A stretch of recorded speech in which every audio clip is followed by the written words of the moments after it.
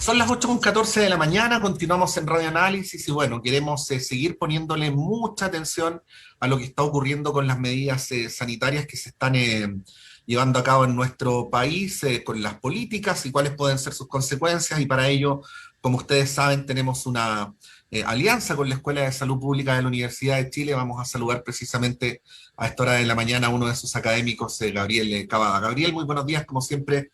Gracias por la gentileza de poder conversar hoy. Muy buenos días, Patricio. Un gusto saludarte. Bueno, en primer lugar, su evaluación sobre el plan paso a paso, sobre los nuevos anuncios que se hicieron, desde el punto de vista del análisis que ustedes hacen, ¿fueron buenas medidas? ¿Van en la dirección correcta o no? Mira, yo creo que hay que separar algunas cosas, ¿no? Ujú. Creo, primero, digamos, que hay algunas medidas que intentan incentivar la vacunación. Y yo creo que el objetivo sanitario de cumplir la vacunación es fundamental, porque con eso le quitamos gravedad a la enfermedad. Y al respecto creo de que esta ilusión de haber alcanzado la inmunidad de rebaño con el 80% de la población vacunada, eh, ya pasó a ser lisa y llanamente una utopía, y lo que hay que pensar definitivamente es que uno lograra vacunar, ojalá, la totalidad de la población. Estoy pensando incluso en la población pediátrica y en la medida de que se puedan autorizar las vacunas para mayores de 3 años, por supuesto, y perdona el sarcasmo, pero yo creo que vamos a tener que vacunar hasta nuestras mascotas. Entonces, en este sentido, me parece, digamos, que las medidas que le dan mayor libertad o se otorga mayor libertad a través de este carnet vacunal, digamos, me parece que van en este sentido en la dirección correcta. Ahora, hay otras cosas que me parecen todavía dudosas, digamos, no me atrevo a calificarlas mal, pero me parecen dudosas, por ejemplo, como la inseguridad o las suspicacias que podrían generar esto de poder volver a clases presenciales en fase 1.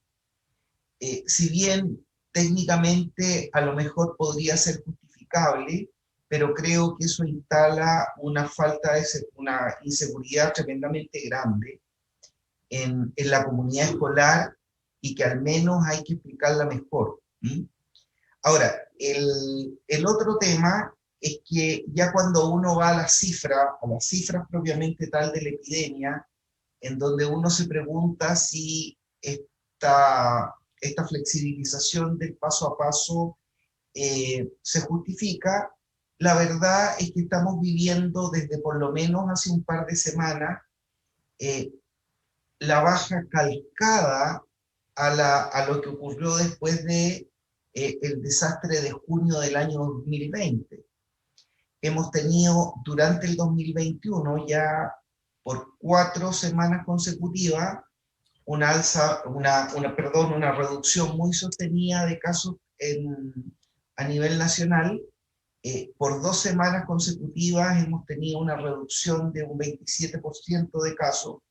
Esperamos que esto siga bajando, y si de no mediar, digamos, algún desaguisado debido a la cepa delta o a la epsilon, etcétera, etcétera, pero lo que deberíamos es empezar a bajar sostenidamente los casos para llegar probablemente a esta endemia que empezamos a notar a partir de la segunda quincena de septiembre del año pasado.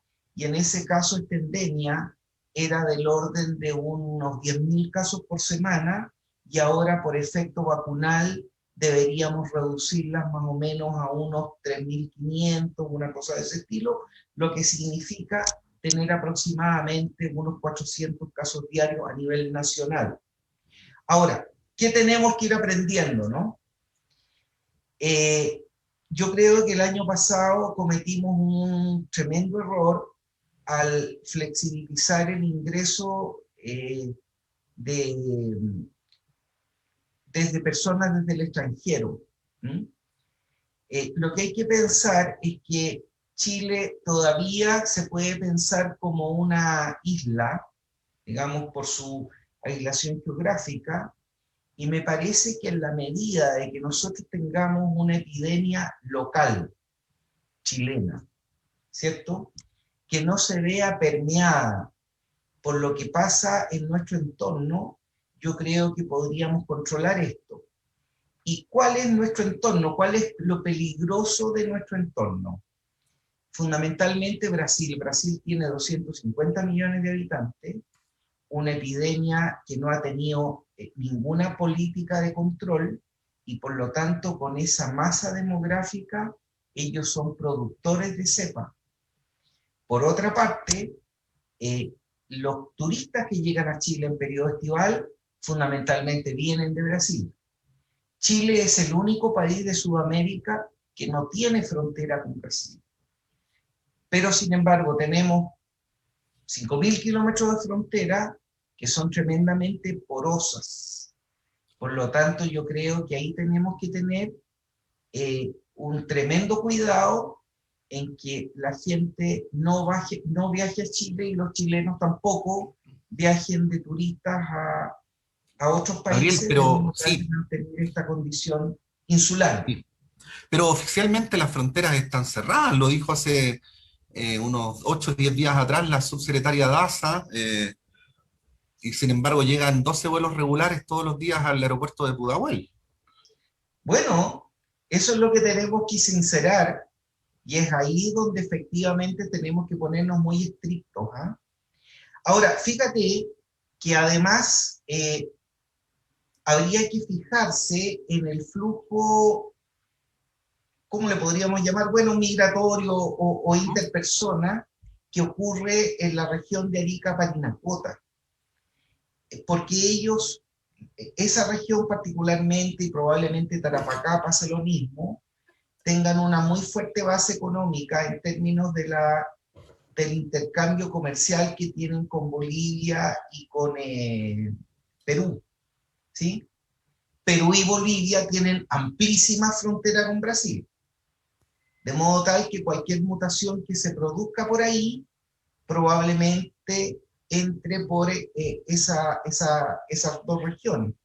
Entonces, si tú recuerdas, hay una aduana por ahí por Quillagua que intenta frenar, digamos, o intenta regular todo el comercio que se hace con la zona franca de Iquique con respecto al resto del país. Bueno, ahí, digamos, en esa zona probablemente haya que poner un segundo control, de modo tal que por último, digamos, eh, mantener eh, la epidemia controlada ya en la región de Arica, Parinacota, más Tarapacá, pero poner un filtro más grande hasta hacia el sur, donde tenemos fundamentalmente los grandes centros urbanos y particularmente la región central, digamos, donde como tenemos una mayor densidad de población, es ahí a donde se nos puede disparar cualquier brote epidémico, como ya nos ha pasado, digamos. Sí, Es ahí, ahora, ¿no? Gabriel, y recordad que estamos conversando con el profesor Gabriel Cavada del Instituto, perdón, de la Escuela de Salud Pública. Respecto esto que tú planteas es respecto al futuro, ¿no? Pero ya tenemos la variante Delta adentro, ¿no? Y ya Mm. tenemos varios casos, y ya tenemos temores respecto a la capacidad de ejercer trazabilidad respecto a esos casos. ¿Cuál es tu análisis? ¿Están las actuales autoridades en condiciones de contener esto o se va a repetir el error de las cepas anteriores y muy rápidamente esta variante se va a diseminar entre la población? Mira, muy interesante tu pregunta porque yo tengo una hipótesis personal, digamos, y la sustento lisa y llanamente sobre las probabilidades de contagio que tú observaste, sobre todo en esta ola tan asiaga de principios de junio.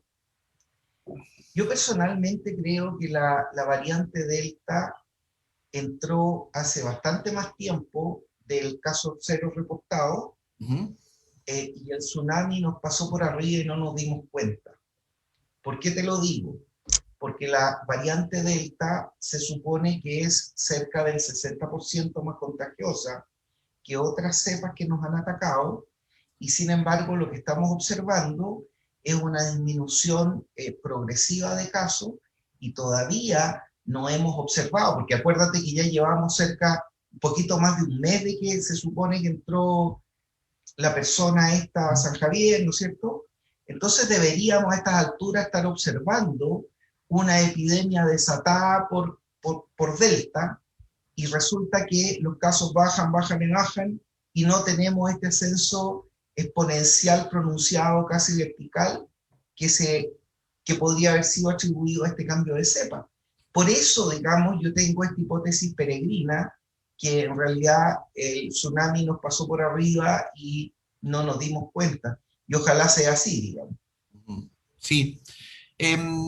Creo que es importante en el momento epidemiológico que estamos viviendo como país, Gabriel, volver a mirar, volver a decir la importancia de las vacunas, ¿no?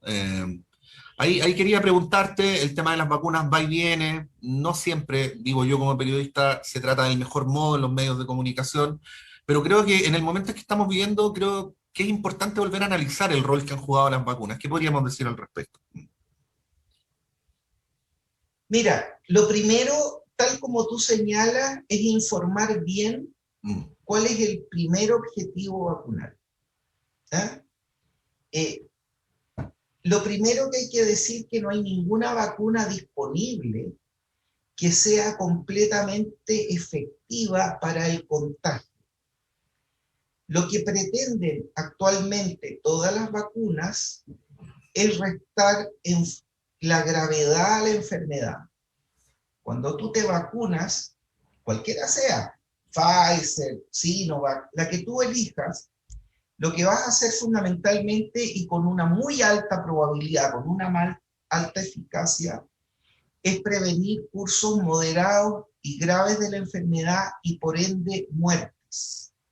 Y ese objetivo sanitario es el primer escalón que hay que cumplir, ¿cierto?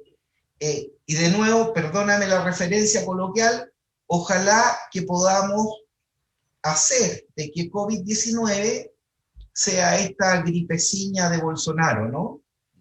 Y eso lo logra este primer hito vacunal de poder inocular a la mayor parte de la población, de modo tal que esta enfermedad le sea restada toda su gravedad y le sea restada la letalidad.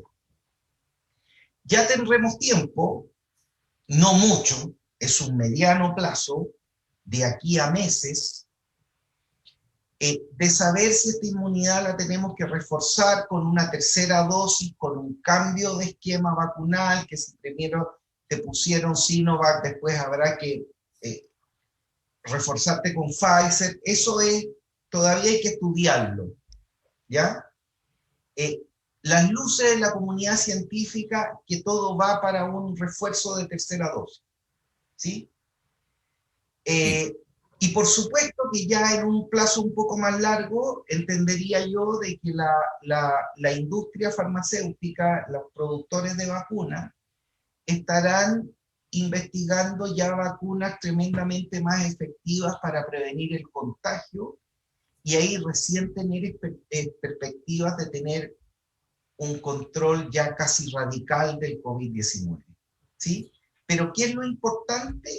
En este instante es restarle la gravedad a la enfermedad, porque así lo que hacemos es descomprimir fuertemente el sistema hospitalario y, por supuesto, terminar con el flagelo de muerte que tan tristemente nos tiene azotado esta epidemia.